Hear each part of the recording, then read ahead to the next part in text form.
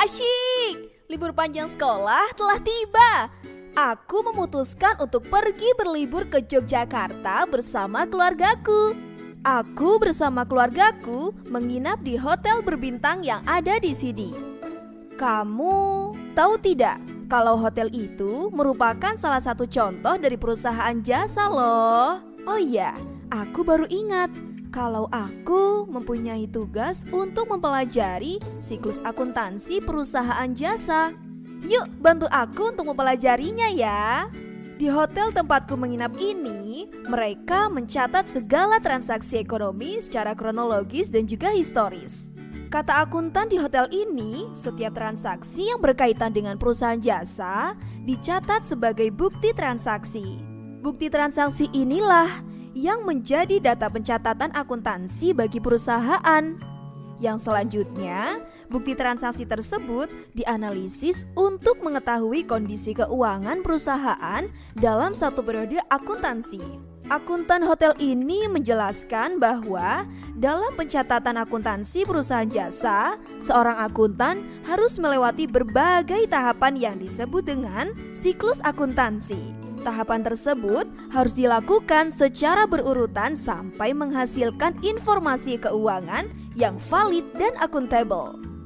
Dalam siklus akuntansi, ada 4 tahap yang harus dilalui dalam perusahaan jasa, yakni tahap pencatatan, pengikhtisaran, pelaporan, dan penutupan. Nah, kali ini kita akan fokus untuk membahas tahap pencatatan akuntansi. Pada prinsipnya, tahap-tahap pencatatannya itu terdiri dari 3 langkah yang harus dikerjakan berurutan. Hal pertama yang harus dilakukan dalam pencatatan akuntansi perusahaan jasa ialah mengidentifikasi dan menganalisis jenis-jenis dari transaksi. Eits, sebelum menganalisis, kita harus mengetahui dulu aturan pencatatan transaksi. Aturannya seperti ini. Pencatatan keuangan atau akuntan yang bertugas harus menggolongkan transaksi.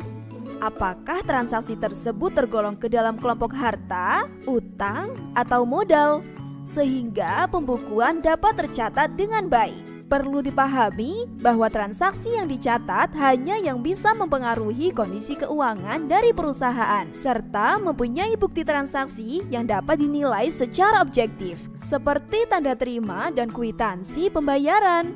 Kemudian, setelah mengidentifikasi transaksi, tahap selanjutnya adalah pencatatan data transaksi ke dalam buku jurnal umum akuntansi perusahaan.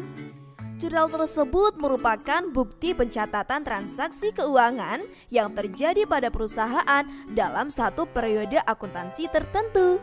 Tahap pencatatan selanjutnya adalah menyalin seluruh data transaksi dalam jurnal ke buku besar.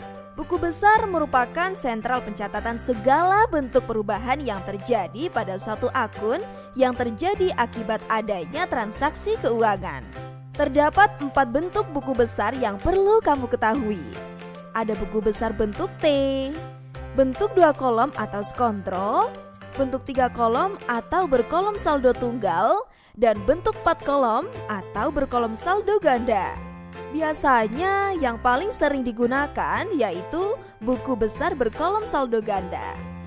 Ketika memindahkan pencatatan pada buku besar, penting juga untuk mengkategorikan data transaksi keuangan berdasarkan jenis transaksi, waktu transaksi, nomor akun, serta nama akun dan hal-hal penting lainnya. Pengkategorian tersebut juga harus konsisten dari segi format antara jenis pencatatan dari setiap jurnal. Karena ini penting agar seluruh transaksi perusahaan pada jurnal yang berhubungan dengan kas akan masuk pada satu buku besar kas. Sehingga hasil pencatatannya bisa dihitung untuk mengetahui saldo masing-masing dari akun pada buku besar untuk mengetahui total nilai dari akun.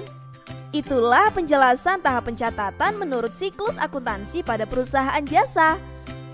Akhirnya aku sekarang sudah tahu bagaimana siklus akuntansi pada perusahaan jasa. Kamu sudah tahu juga kan? Semangat terus ya, semoga bermanfaat. Sampai jumpa.